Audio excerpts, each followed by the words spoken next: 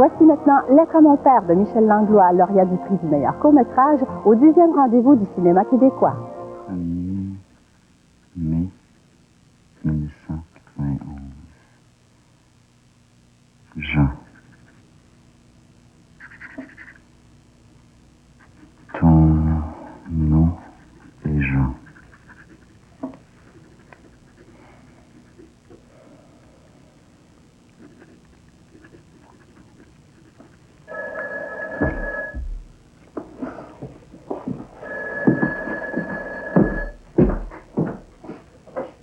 Allô? Fontaine numéro. Bonjour.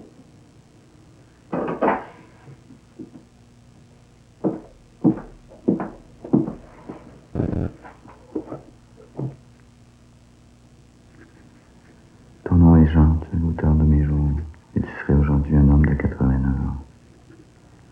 Ton nom est Jean, tu es l'auteur de mes jours, et tu serais aujourd'hui un homme de 89 ans. Ce vieil homme, tu aurais encore toi-même plus de mal que j'en ai à l'imaginer. Ce n'est pas à lui que j'écris.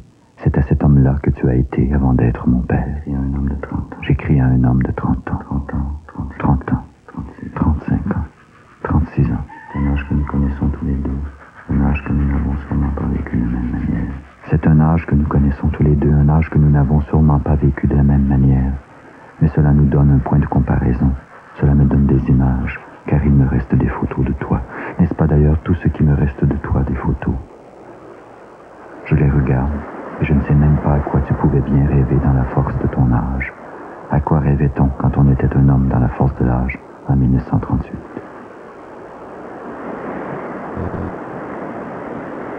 Tu peux me croire, je te survis depuis un quart de siècle, et j'ai très peu souvent pensé à toi. Au fil du temps, tu ne m'as jamais été d'aucun secours, sauf peut-être celui de ton absence pacifiante. Ta mort, je crois, nous aura privés tous les deux de bien des conflits. En 25 ans, tu m'aurais plusieurs fois renié, et j'aurais passé mon temps à fuir ton incompréhension de ma vie, car il faut le dire, tu ne te reconnaîtrais pas en moi, semble-t-il. Tu coïncidais avec la tienne. Mais voilà, dans 15 ans à peine, j'aurai l'âge que tu avais quand tu es mort. Peut-être dans 15 ans ne serais-je pas rendu beaucoup plus loin que tu n'étais au bout de toi-même, car je n'ai pas souvent le sentiment de coïncider avec ma vie, et toi, du moins, me semble-t-il, tu coïncidais avec la tienne. Te rends-tu compte? Je suis tout ce qui reste de toi. Tu avais des mains très belles, des mains fortes aux veines saillantes dont je n'ai pas hérité. Tes mains se sont perdues avec toi, et elles, je me souviens les avoir aimées. Il est vrai que d'autres hommes, pour moi, ont eu ces mains-là. Ce ne sera jamais tout à fait les tiennes. Tes mains se sont perdues avec toi. Et elles?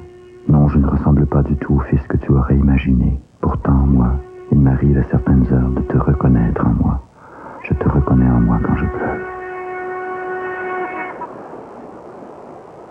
Et puis, dis-toi une chose. Dis-toi que nous aurons au moins partagé l'essentiel. Nous aurons tous les deux éperdument aimé la même femme. Tu as eu la chance d'emporter son sourire dans la mort, alors que moi je tremble devant ce jour qui vient et que je refuse encore de toute mon âme, où elle emportera mon dernier sourire, si toutefois sa mort est assez clémente pour ne pas me l'enlever, sans prévenir.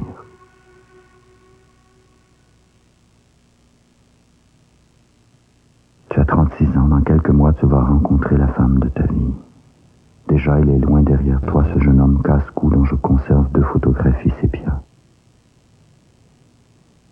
Sur la première, tu chevauches une motocyclette et ta taille ne s'est pas encore épaissie. Le second cliché a été pris dans le verger de ton père, le même jour probablement, puisque tu gardes encore au pied tes bottes de motard. Et là, dans ce verger, tu es beau, et tu es tout ce que je hais. Ta main droite se referme sur le canon d'un fusil de chasse dont la crosse repose dans l'herbe.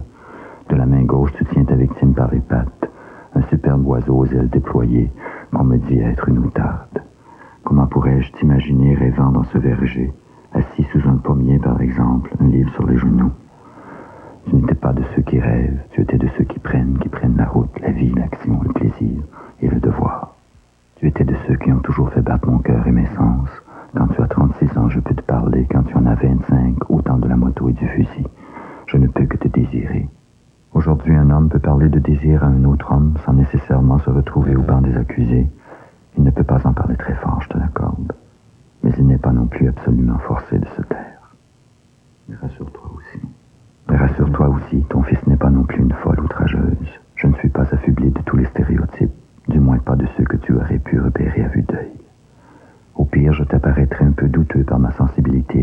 langage, par mes gestes trop raffinés, par mes manières, comme vous disiez entre guillemets dans ma fragile adolescence, vous les incorruptibles mâles, les procréateurs et les vrais fils de vos pères.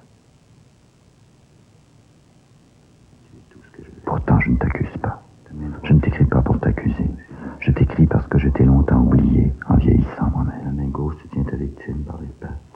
Un superbe oiseau au foyer. On dit être imitable. J'ai le désir de t'aimer, j'arrive à t'aimer malgré tes défauts, car je sais que tu es parfois complètement vulnérable côté cœur.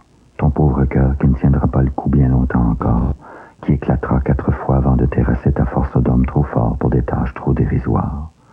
Et pourtant, je ne considère pas ta vie comme dérisoire. Tu n'en as rien fait d'autre que de la vivre au jour le jour, sans découragement et sans ambition, sans ménagement et sans question, mais non pas sans amour. Un amour dont j'ai bénéficié, moi, par ricochet, car elle le dit elle-même encore, la femme de ta vie. Elle dit ton père m'a aimé. Et je sais de quel amour elle parle. Un amour qui a l'étincelle aux yeux et qui laisse à l'autre sa liberté. Un amour qui n'étouffe pas. Et la femme de ta vie a pu m'aimer comme tu l'aimais. Elle me regarde encore, l'étincelle aux yeux. Elle ne m'a jamais étouffé.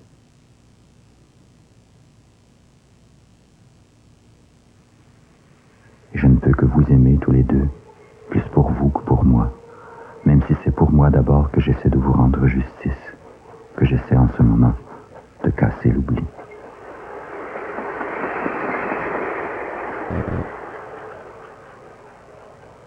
À la fin de 1938, ou au début de 1939, tu rencontres Jeanne Aubre et tu as le coup de foudre pour elle.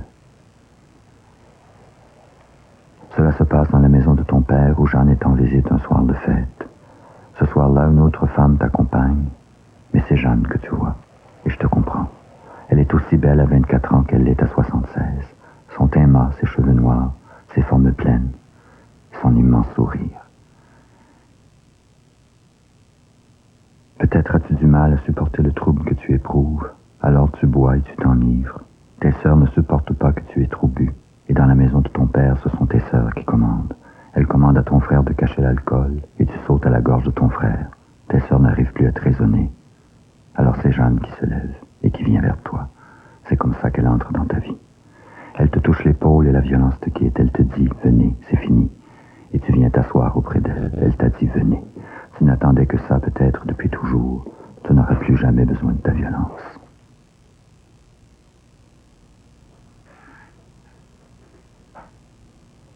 Quand tu abandonnes ta violence sur le champ pour t'asseoir auprès d'elle, tu ne peux pas savoir comme je t'aime, tu ne peux pas savoir comme je suis fier de toi, tu ne peux pas savoir comme je t'envie cette bénédiction, cet instant de grâce.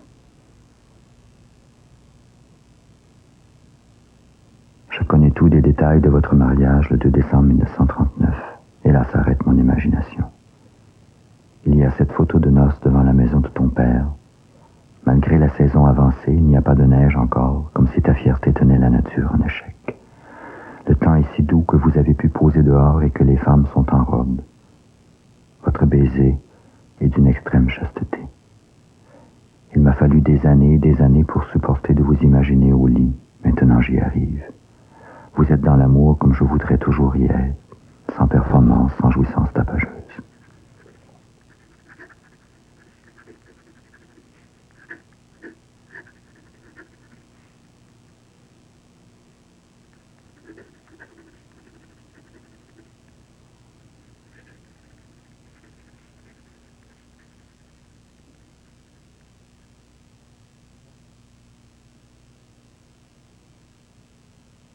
Il vous faut 5 ans pour me faire, et quand je nais, tu travailles comme ambulancier.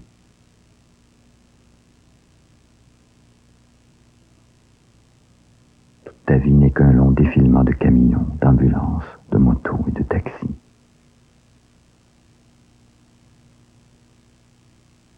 Les seuls papiers, les seuls écrits que j'ai de toi sont tes permis de conduire.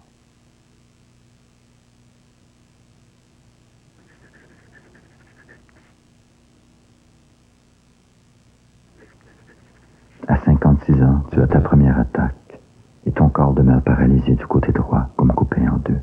Il te faut réapprendre à parler, à marcher, à signer ton nom de la main gauche. Et dans ces années-là, j'apprends à ne plus aimer l'homme malade que tu es devenu.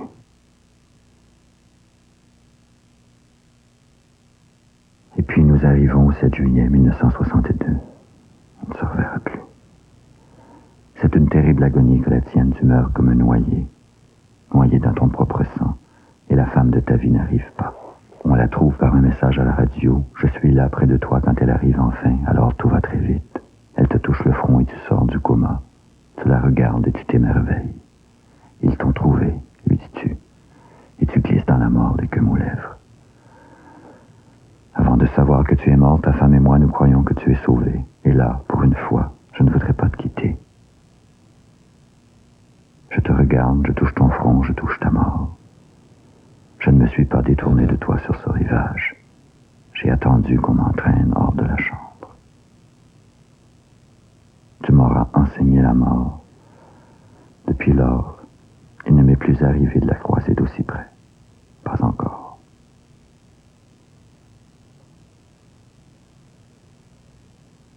Depuis 25 ans, ce n'est pas seulement toi que j'ai oublié, c'est toute une part de moi. Il me reste la femme de ta vie. Comment ai-je pu être assez sot pour dire tout à l'heure qu'il ne me restait que des photos de toi? Il me reste cet incommensurable trésor, la femme de ta vie. Je l'aime sûrement autant que tu l'as aimée, mais je n'oserais pas dire que je l'aime aussi bien. Peut-être qu'après tout, il ne serait pas si impossible que tu te reconnaisses en moi, car je suis toi en tes aspects les plus ignorés. Tu es celui qui pleure en moi, quand ce n'est pas sur moi que je pleure, quand je pleure d'être si peu au monde, quand je voudrais être au monde pour 3 personnes, une femme et 2 hommes.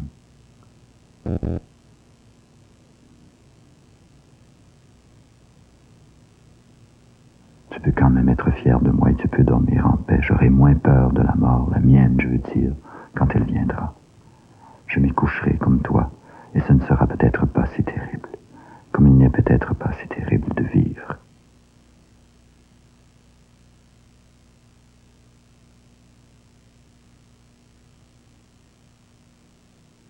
Ton nom est Jean, tu es l'auteur de mes jours, et tu serais aujourd'hui un homme de 89 ans.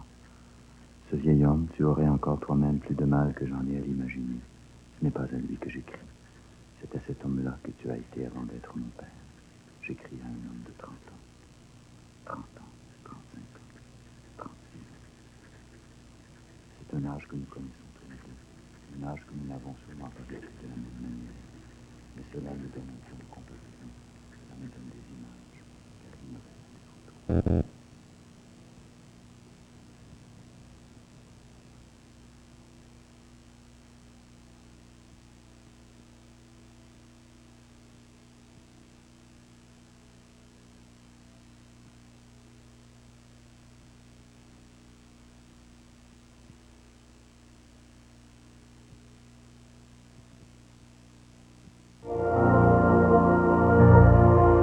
Bonne fin de soirée, mesdames, messieurs.